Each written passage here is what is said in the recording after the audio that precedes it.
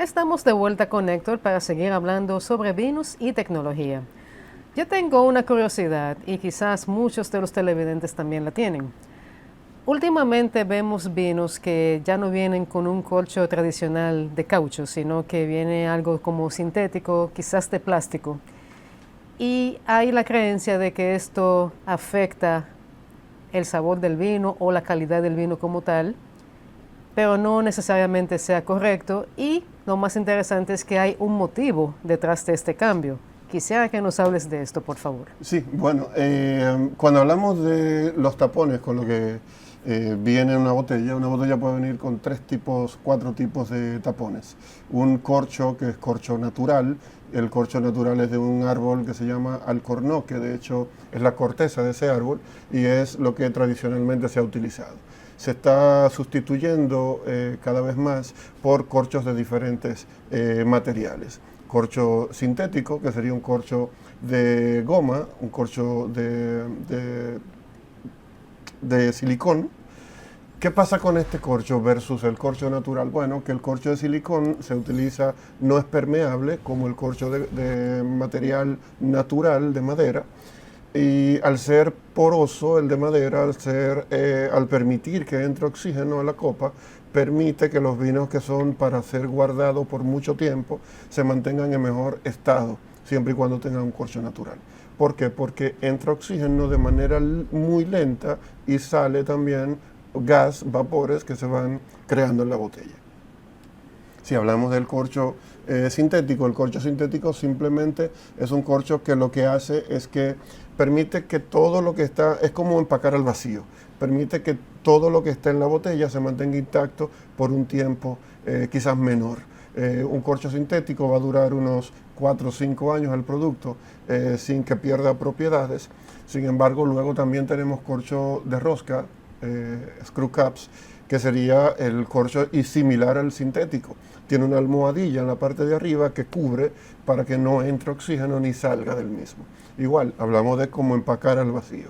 Y digo cómo empacar al vacío porque hay algunos vinos, de hecho, el 95% de los vinos se hacen para consumirse de 0 a 5 años.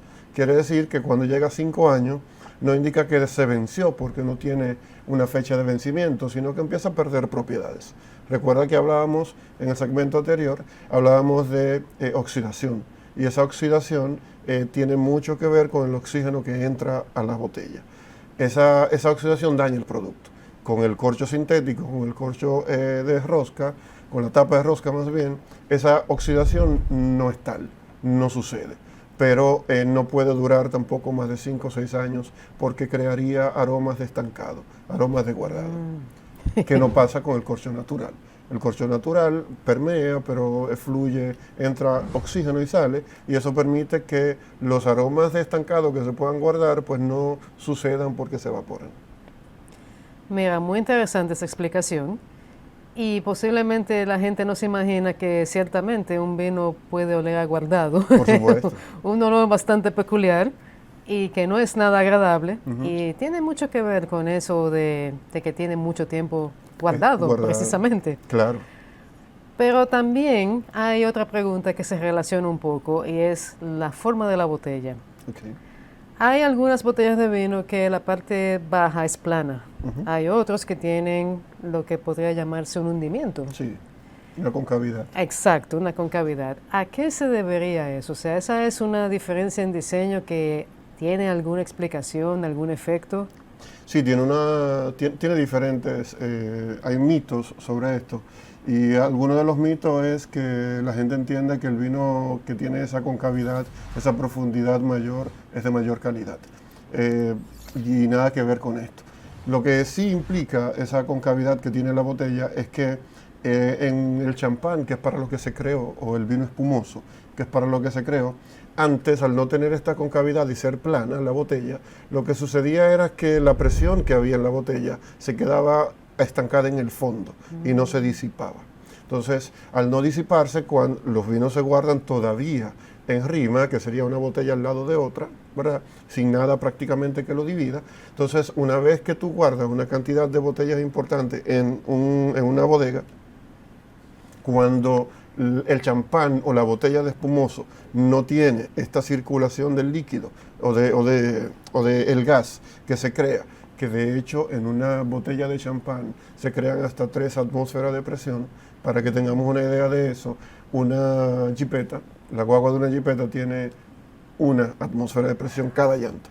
Wow. Quiere decir que tú tienes ahí lo que tienes en 3 llantas en una sola botella. Imagínate la presión que hay. Bastante. Entonces, bastante. Entonces, ¿qué sucede? Que al tener tanta presión estancada en el fondo, cuando no había la concavidad, desde que se explotaba una botella, hacía efecto dominó y explotaba todas las demás. Se hizo este orificio, esta concavidad, que forma como una montañita dentro de la botella. ¿Para qué? Para que la presión no se quede estancada en el fondo, sino que se disipe y no permita que se explote la botella. De hecho, por eso puedes mover una botella de champán hoy en día y no sucede nada. Incluso se cae una botella de champán y fácilmente se descorcha en vez de explotarse, por la presión que ejerce ese gas hacia el corcho. O sea, que hasta cierto punto es una medida de seguridad. Es una medida de seguridad y propiamente de poder cuidar el producto en la bodega.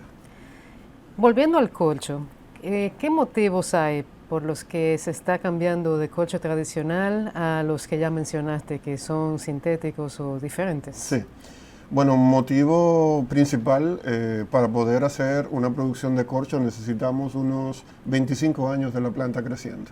Esos 25 años de la planta creciendo crea una corteza, una piel, una cáscara lo suficientemente gruesa para desvestirla y hacer corcho de ella. O sea que no es la madera como tal, sino la cáscara del árbol. Tiene que pasar 25 años, reitero, para poder quitar esa cáscara y luego someterlo a un proceso de curado y tratamiento y todo esto.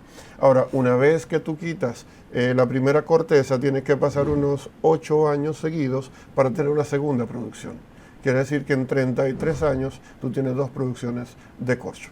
Sin embargo, es tanto lo que se produce de vino, año tras año, día tras día, que no es suficiente la cantidad de corcho que se estaba produciendo versus las botellas.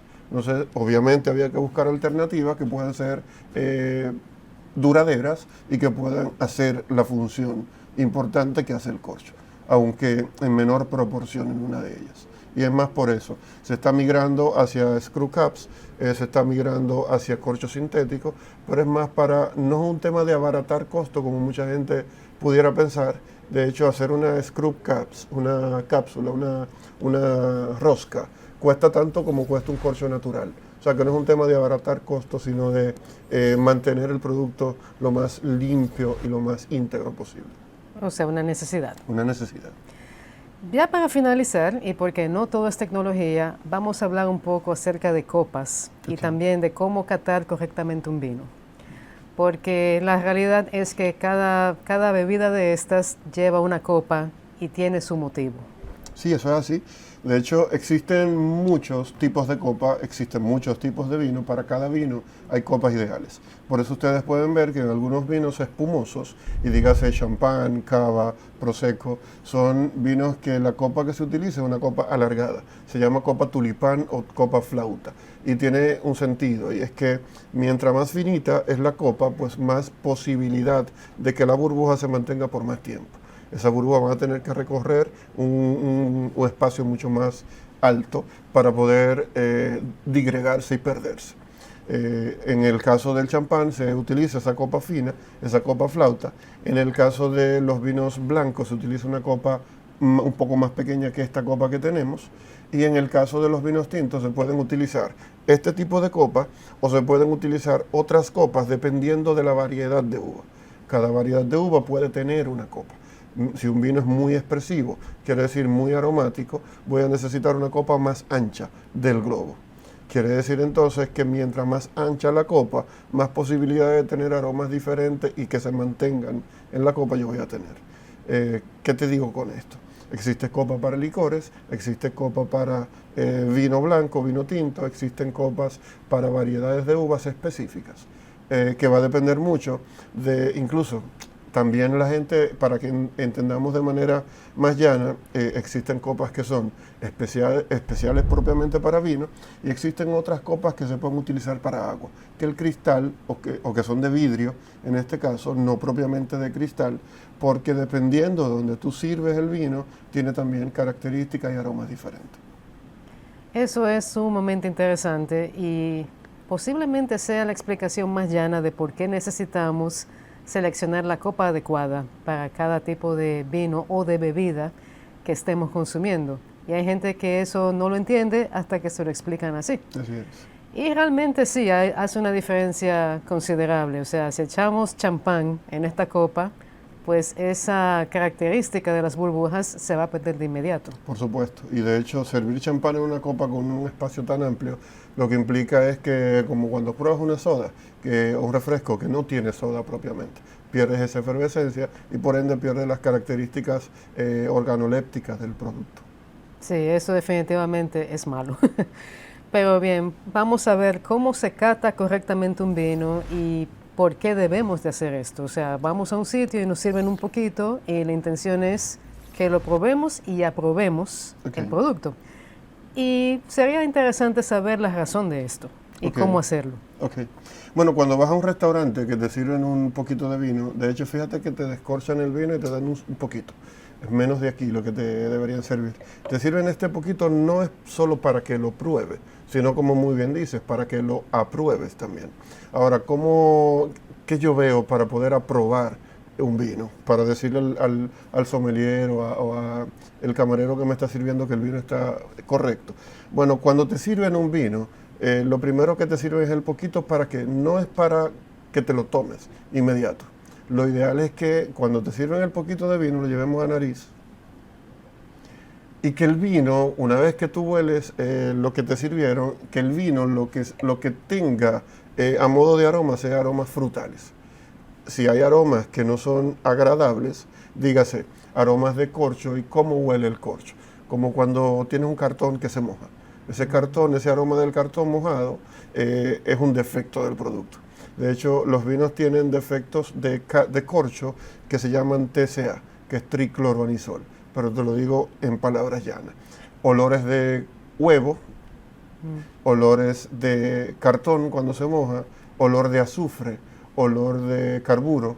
Cuando un vino tiene esos aromas, inmediatamente, sin necesidad de probarlo, tú puedes devolverlo, porque es un vino que ha sido afectado por una bacteria que precisamente se llama TCA. Muy interesante.